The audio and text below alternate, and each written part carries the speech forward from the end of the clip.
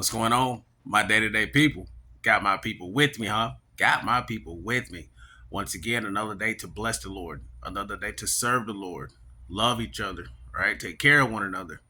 Another day to eat this bread, soak this bread, share this knowledge. Iron sharpens iron. So we'll speak about walking on water, right? And Christ set this example himself with walking on water. And the passage we're going to go to is right after the miracle of the bread and the fish, when Peter attempted to walk on water. So when we have the lack of trust, the lack of faith, right? When we're walking on water, we're walking on the trials of life and things that happen, circumstances, right? So with that lack of faith, when we place these obstacles and make them bigger than the Lord, right? And what I mean is, financial burdens, car burdens, whatever the case may be, we have this set and we make it bigger than the Lord that we serve, right?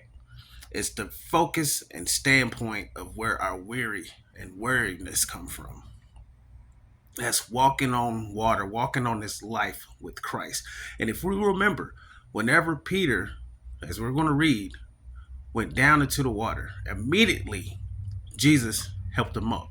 So when we're walking on water, when we're walking in this world through these trials, through these tribulations, we're walking with Jesus. And every time we go under a little bit, he's there to help us when we're walking with him. All praises. So let's look into Matthew chapter 14.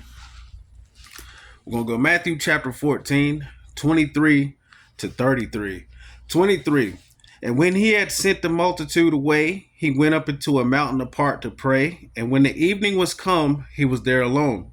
But the ship was now in the midst of the sea, tossed with waves, for the wind was contrary. And in the fourth watch of the night, Jesus went into them walking on the sea. And when the disciples saw him walking on the sea, they were troubled, saying, "It is a spirit," and they cried out for fear. But straightway Jesus spoke unto them, saying, "Be of good cheer, it is I. Be not afraid." And Peter answered him and said, "Lord, if it be thou, bid me to come into thee on the water. Let me come out there with you," what Peter said. 29. And he said, "Come." And when Peter was come down out of the ship, and he walked on the water to go to Jesus. But when he saw the wind boisterous, he was afraid, and beginning to sink, he cried, saying, "Lord, save me." And immediately Jesus stretched forth his hand and called him and said unto him, "O thou of little faith, wherefore this thou doubt?" Why are you doubting? And when they were come into the ship, the wind ceased. Then they that were in the ship came and worshipped him, saying, "Of a truth, thou art the Son of God." Oh, praises, Jesus Christ is definitely the Son of God. So Peter attempted to walk on water. This attempts to walk on life, and the boisterous wind. This is different things. This is distractions. This is things that make us go into willfully sinning, make us go into sinning, consuming, just consuming sin, taking on sin. All of these things, it's like boisterous wind that Peter seen, shaken, and sinked. We go through the same thing when we walk this life, when we walk on this water. We see things that sink us. We go through things that sink us. We consume things that sink us. Okay? So when we're going through and this boisterous wind is knocking us to and fro, left and right, and we're sinking because of lack of faith. Look at what Christ said.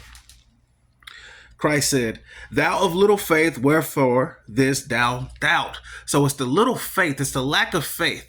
When we're walking through this life and we're allowing these things to take over us, when we're allowing these financial burdens to take over us, when we're allowing these things and placing these things higher than what we believe in, right? So you have money burdens and you make that your God when you focus more on that and the worriness and the struggles that come along with it, other than faith that the Lord's going to get you through. All praises. So let's go to Psalm 69. We'll go to Psalm 69, verses 1 and 2. Psalm 69, verse 1 through 2. 1. Save me, O God, for the waters have come into my soul. Once again, save me, O God, for the waters are come in unto my soul.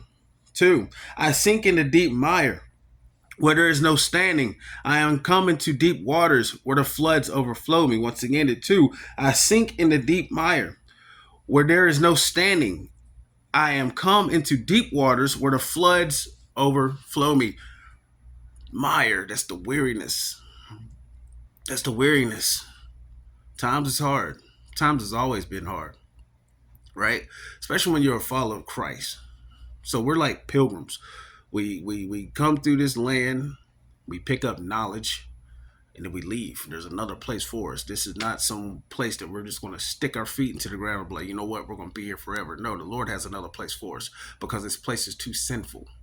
However, when we're walking on water with Jesus in this life, always remember to have your faith on high, right? Don't worry about the wind. Don't worry about the distraction. Don't worry about that. Stay focused. See what happened with Peter? He lost focus and he sank. The beautiful thing is Jesus was there to pick him up. We all go through the same thing. We lose focus and we sink, right? And once again, let's look into this again.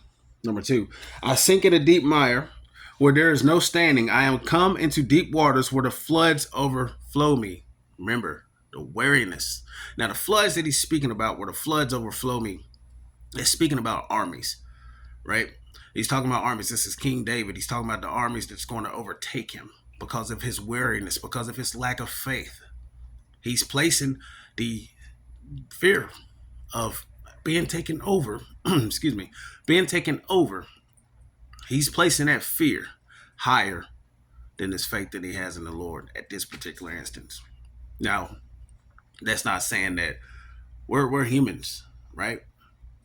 But the message that I want to get across is always remember, whenever you come into this obstacle and you feel that you're placing this obstacle higher than the Lord, always reality check yourself and say, you know what? The Lord's got me, right? King David knew the Lord had him. It was a way that he felt at that moment. It's a way that we feel in our moments. Much love. Peace.